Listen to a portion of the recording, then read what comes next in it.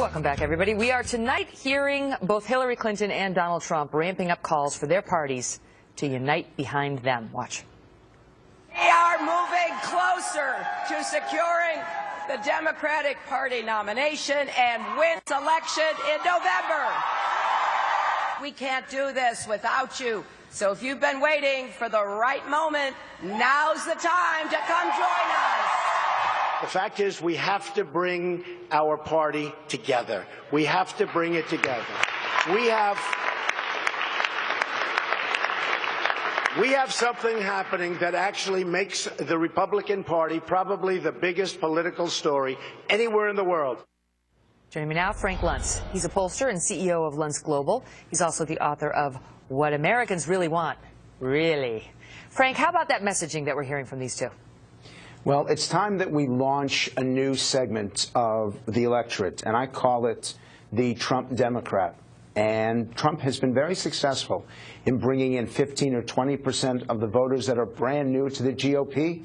It's similar to Reagan Democrats from 1980, people who never identified with the Republican Party but do identify with what Donald Trump is talking about. And that 15 to 20% is significant and allowed Trump to dispatch one Republican candidate after another. And frankly, it's what makes him viable in the fall. These Trump Democrats are middle to slightly older, incomes below the mean, not particularly interested in politics until this election cycle, and still don't really identify themselves as Republican as they vote for him.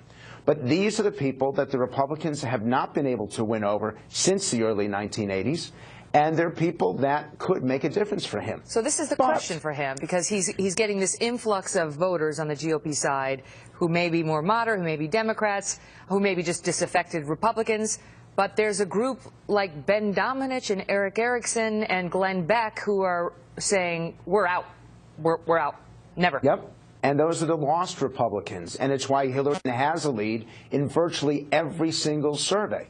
And so if Donald Trump is watching today, he's going to like the first half of this, and he's going to hate this. But the fact is that Trump is also losing women, younger women that Republicans have been challenged with. He's not doing as well nationwide among Latinos, and there's some upper-middle-class voters that feel uncomfortable with him.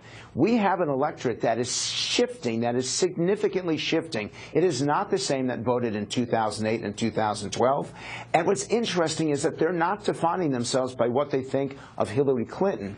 They're defining themselves by what they think of Donald Trump, which is why every time I do a focus group, even if I try to talk about Hillary Clinton, the group always goes back to what Trump is saying. So to what extent does it play here, Frank, that both of these two people, and let's make clear, these races are not yet settled. There are still other candidates vying for these nominations.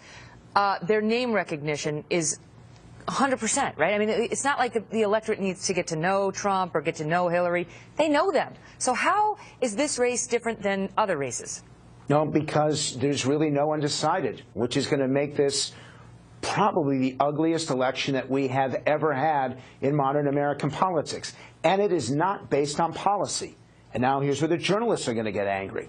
This election is going to be determined by personality. In Hillary Clinton's case, do you trust her? Does she have the integrity to be president? And we know most polls show that Americans don't believe she does. And in Donald Trump's case, do you have the confidence that he can actually do the job? And we know in polling that there is some doubt there.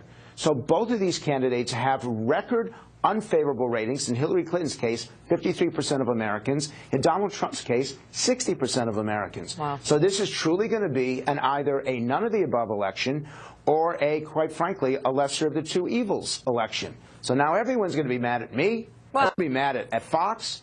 But that's why this is so fascinating, and that's why people are paying attention to it. As you well know, sometimes the people get mad. We still have to do our jobs. Exactly. Great to see you, Frank. All the best. Thank you.